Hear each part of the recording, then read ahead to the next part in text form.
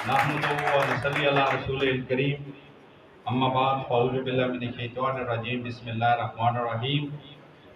सबसे पहले मैं राजा इम्तियाज़ साहब, सदर बार एसोसिएशन मीरपुर और आज की तकरीब बिलखसूस रठोआ चक्र-ए-आम अदम तकमील कमेटी के चेयरमैन, उनके साथ आए हुए इंतहाई काबिल एहतराम मेरे बड़े भाई रिटायर्ड जज कोटली से चौधरी इसहाक साहब, चैम्बर ऑफ कॉमर्स के सदर फैसल मंजूर साहब, PMA के डॉक्टर एजाज साहब, मेरे भाई LA2 चक सवारी से साबक उम्मीदवार असम्बली नज़ीर इनकलाबी साहब, मेरे भाई साबक उम्मीदवार असम्बली सईद जुल्फ़िकार साहब, हमारे इंतहाई अजीज और जिसे कहते हैं दिल के करीब भाई खलीक ज़मा एडवोकेट साहब, सिकंदर कालर साहब, स्टेज पे बैठे हुए बाकी ज़ुमा, सामने पंडाल में बैठे हुए दोस्तों,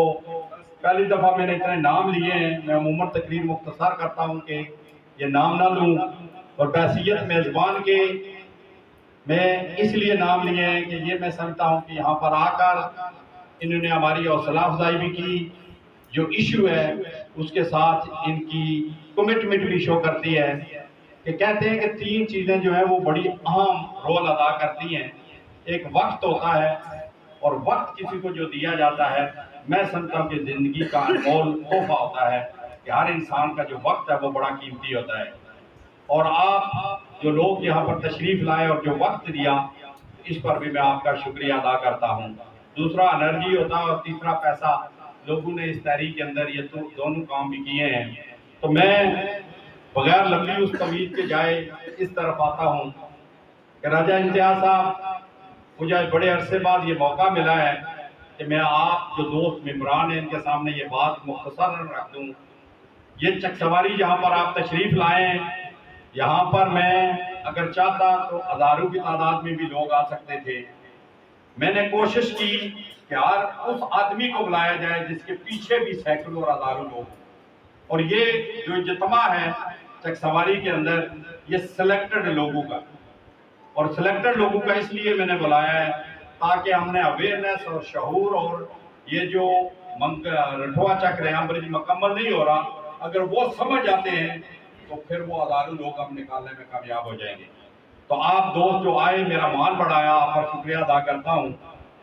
इम्तियाज़ साहब, 2000 में जब तहरीक शुरू हुई तो ये चक सवारी पिवट पॉइंट है, और इसहाक साहब के लिए ये शायद नई बात हो कि चक सवारी ने वो अहम रोल अदा किया इस मंगला डैम की एक्सटेंशन के अंदर। हज़ारों की तादाद में लोग बाहर आए और एक दफा नहीं आए। 2013 तक जब तक पानी नहीं चढ़ाया जाता, पूरी तवानाई के साथ, बड़ी जुर्रत के साथ और अपनी कमिटमेंट के साथ गवर्नमेंट के सामने खड़े हुए, और उसका नतीजा ये निकला कि जब हम यहाँ पर गुफ्तगू करते थे कि मंगला डैम की तोसी हमें मंजूर नहीं है, तो उसका क्वेश्चन होता था क्यों, और उसका जो क्यों का जवाब हम देते थे, तो उसकी बुनियाद पर इस कश्मीर के इस हिस्से को, जिसे आज़ाद कश्मीर कहते हैं, उसको एक बड़ा बेनिफिट मिला है। वो किस शक्ल में मिला? 60 में लोग जो उजड़े, 12,000 कुंभाजात को 40 सालों में उन्हें पैसे नहीं दिए गए, 2-2 लाख इस तारीख की बुनियाद पर 3.5 अरब रुपए 40 साल के बाद मिले। 6 ग्रिड स्टेशन आज़ाद कश्मीर को मिले, जो हुकूमत पाकिस्तान ने कमिटमेंट की थी, नहीं दिया था। फिशरीज के हकूक मिले आज़ाद कश्मीर को, जो हुकूमत पाकिस्तान ने रखे हुए थे, हमें नहीं दिया गया था। 562 लोगों को जो पाकिस्तान में जमीनें अलाट हुई थी, उनका कब्जा नहीं मिला था, उनको वो मिला। 462 लोगों को पता नहीं था कि हमारी जमीनें किधर हैं, उनको उन जमीनों का यहाँ से पता चला। इस तहरीक की वजह से 1967 में बनने वाला डैम, जिसकी रॉयल्टी बनती थी, 2003 के अंदर पहली दफा 95 करोड़ रुपया दिया गया, और हमने चोरों से वो चोरी जो थी वो बरामद करवाई, और वो 95 करोड़ बढ़ता बढ़ता आगे किधर जा रहा है उसमें मैं तफसील नहीं करता। मेरा कहने का मकसद यह है कि उसमें यह तहरीक जो आज़ाद कश्मीर और पाकिस्तान का एक इख्तिलाफ था, इस तहरीक की बुनियाद पर, लोगों की बुनियाद पर, मीर प्रियों की बुनियाद पर, वो उन्हें मिला आज़ाद कश्मीर को। जो सबसे बड़ी बात, आप क्योंकि پیشے کے ساتھ منسلک رہے. میں 75 سالہ اہلکاری کی حیثیت سے دیکھتا ہوں کہ آزاد کشمیر کا کوئی بھی پروجیکٹ ہوا پاکستان نے کبھی بھی اس کے ساتھ کمٹمنٹ نہیں کی ان ریٹن فارم میں. اس لوگوں کی تحریک کی وجہ سے جس کا پیوٹ پروجیکٹ سواری تھا اس کی وجہ سے ایک ایگریمنٹ ہوا اور وہ ایگریمنٹ آج ہم لے کر جا رہے ہیں کہ آپ نے ہمارے ساتھ یہ ایگریمنٹ کیا تو آپ وائلیشن کر رہے ہیں. ملک عبدل مجید صاحب مرحومہ مغفور کو میں نے کہا کہ 60 کی تحریک کے اندر منگلا ڈیم جب آپ اجڑ کے گئے تو آپ کے پاس کوئی ایگریمنٹ ہے؟ تو انہوں نے کہا ڈھونڈا تو میں نے ہے گلگت بلتستان کے معاملے میں ملتا نہیں ہے. وہ کھا گئے. اس کا مقصد یہ ہوا کہ میر پریوں کو اور یہ حق جاتا ہے یہ کریڈٹ جاتا ہے کہ انہوں نے اس تحریک کے اندر اپنا جوش بلبلہ دکھایا اور آپ نے حقوق کی پاسداری کی اور اس کی بنیاد پر ہم نے 65 ارب روپے کا منصوبہ 1 ارب 22 ارب اس وقت کا لگ چکا ہے اس کو اوپر لے کر گئے اور آپ نے حقوق کی ہم نے پاسداری کروائی کہ آپ ہمارے ساتھ کیا زیادتی کرنے جا رہے ہیں. اس کے اندر آزاد کشمیر بینیفٹ ہوا بحیثیت آزاد حکومت. ہم سمجھتے ہیں کہ ہم نے آزاد حکومت کو بینیفٹ کروانے میں ایک رول ادا کیا ہے. اب آتے ہیں اس پہ کہ ہم نے یہ ساری چیزیں کی اور ہم یہ لفظ استعمال کیا کرتے تھے تحریک کے اندر اور آپ بھی وہی کرتے ہیں اور ابھی بھی یہ تحریک جاری ہے جب تک یہ مکمل نہیں ہوتی.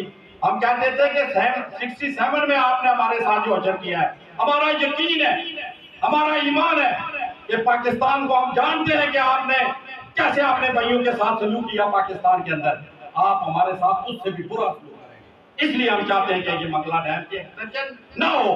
مگر بات قسمتی ہے کہ میں ان کو نہیں کہتا جو ہماری قیادت کرتے ہیں وہ بک جاتے ہیں ان کے اپنے مفادات ہیں لوگوں کو وہ پسے پشت ڈال دیتے ہیں.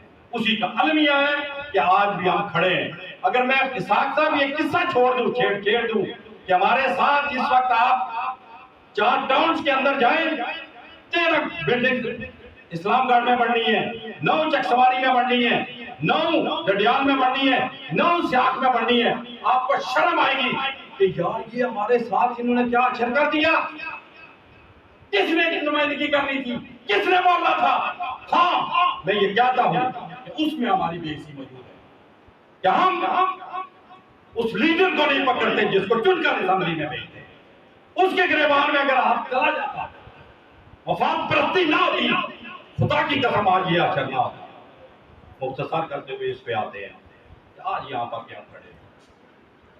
میں پچھلے 2018 سے 4 سال ہو گئے جب سے یہ رٹھوا چکریاں برج کا کام بند ہوا ہے. خدا کی قسم روزانہ گزرتے ہوئے میر پر جاتا ہوں. اپنے اوپر جیسے دھوپ کے تھپیڑے ہوتے ہیں یا بارش کے تھپیڑے ہوتے ہیں یا برف کے تھپیڑے ہوتے ہیں مجھے شرم آتی تھی کہ کیا ہم لیڈر ہیں 160 میٹر کا پل ہم مکمل نہیں کر سکتے. یہ بیسی نہیں ہے بلکہ بغیرتی ہے اور میں اپنے آپ کو اس جگہ پر ٹھہراتا کہ واقعی ہم بغیرت ہیں کہ ہم اس پہ آواز بلند نہیں کر رہے. اللہ نے انسان کو پیدا کیا چرند پرند پیدا کیے اور درخت پیدا کیے روح دی جسم دیا دماغ نہیں دیا. فرشتے پیدا کیے روح دی جسم دیا روح دی دماغ دیا جسم نہیں دیا. انسان کو پیدا کیا روح بھی دی جسم بھی دیا دماغ بھی دیا. دماغ اس لیے دیا کہ تم اپنے حقوق کی حفاظت بھی کرو لوگوں کی حقوق کی حفاظت بھی کرو. تم کو یہاں جہنم سے نکالے گئے ہو واپس اگر جنت میں جانا چاہتے ہو تو حقوق کا لباس پر کام کر لوگوں کے مسائل پر بات کر پھر واپس جنت میں چلے جاؤ. مگر ہماری بدقسمتی کہ وہ جنت ڈھونڈتے ڈھونڈتے ہم اپنے منہ پر کالک مار چکے ہیں بحیثیت لیڈر اور آج ہم یہاں پر کھڑے ہیں اور رونا رو رہے ہیں. 22 سال بعد مجھ جیسا آدمی ان جیسا انٹلیکچوئل لوگوں کے جیسا آدمی وقت انرجی اور پیسہ اپنے ملک کے لیے اس کو دینا چاہیے تھا اور وہ یہاں پر رونا یہ رو رہا ہے. میرا 160 میٹر پل نہیں پاتا کون سے مدار. اگر آپ اس کو نہیں سمجھ سکیں گے خدا کی قسم آپ نے لیے الفاظ خود ہی چن لیں.